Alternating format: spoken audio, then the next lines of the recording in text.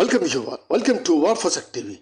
Here's the breaking news. Yes, on a warm later April morning in the premises of the Hindu Society of North Carolina, Morso Valley, a grand hall has buzzing with activity.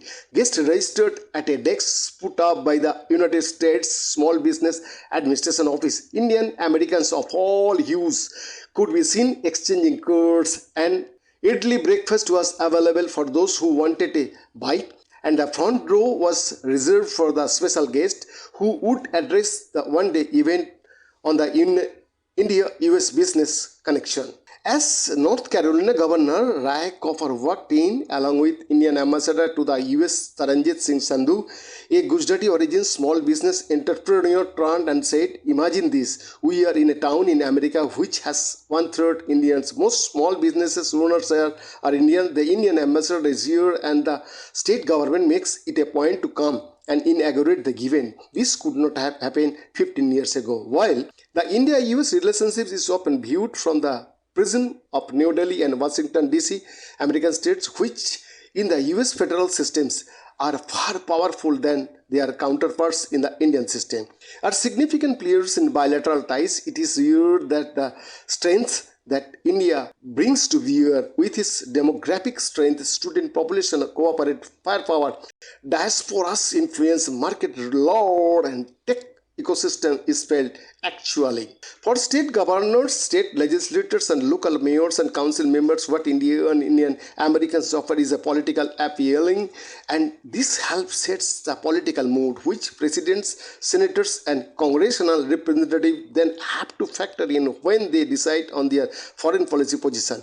All politics is, after all, local, and it is to voters to states that all leaders, irrespective of rank, have to finally return to renew their mandates. A stark illustration of this connect and its subsequent multiplier effect was visible when HT traveled to North Carolina last week to track Ambassador Sandhu's engagements in the state and how Indian diplomacy operated in America outside the power corridors of White House, State Department, and Capitol Hill. The southern state, a 6-hour Amtrak ride from Washington DC, is not one that many would instinctively think of in the context of the India-US relationship, but it is home to 3 top universities: Duke, University of North Carolina, Chapel Hill, and NC State University. It is home to a research triangle park which has 170 companies that employ 42,000 workers and collectively have an annual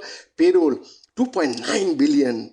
Among these top tech, defense, life science, aviation majors, the state is home to Indian investors from Bharat Forge to Infosys to HCL Technologies. It is home to over 1 lakh Indian Americans who study, work, and are increasingly making their political presence felt. And it is here that India's hopes to deepening the health knowledge, economic, digital, political partnership with American states can be seen on the ground. When HCL Tech was first thinking of setting up its global delivery center facility in the mid-2000s, North Carolina was one among many options, but the proximity to its clients in RTP, the availability of a skilled workforce, and the red carpet laid out by the then state governor, who said that she would come along the company executives as they scouted location, titled it for the company.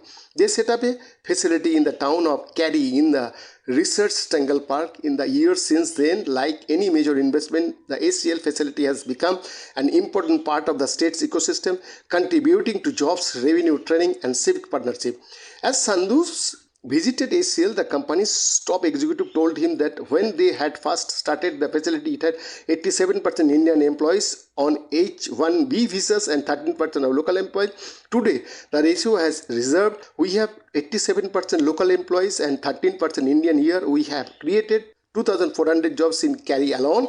Overall, HCL in the US has 23,000 employees, 73% of whom are local, said Jageshwar Gattu, president of the ACL Digital Foundation, at a time when the tech sector has been tens of thousands of layoffs, ACL onboarded 4,000 employees in the first year alone. In a country when college education remains a luxury and student debt can be crippling, ACL has begun the practice of hiring students graduating from high schools. They go through a 9-month training program and work with customers. ACL has tied up with universities such as Purdue and Southern Hampshire. These students come early, professionals enroll, and the company takes care of their college fees. It is a win-win. They get trained and educated, and we find talent early and lower attrition rates as they get comfortable with the company culture, said Gattu.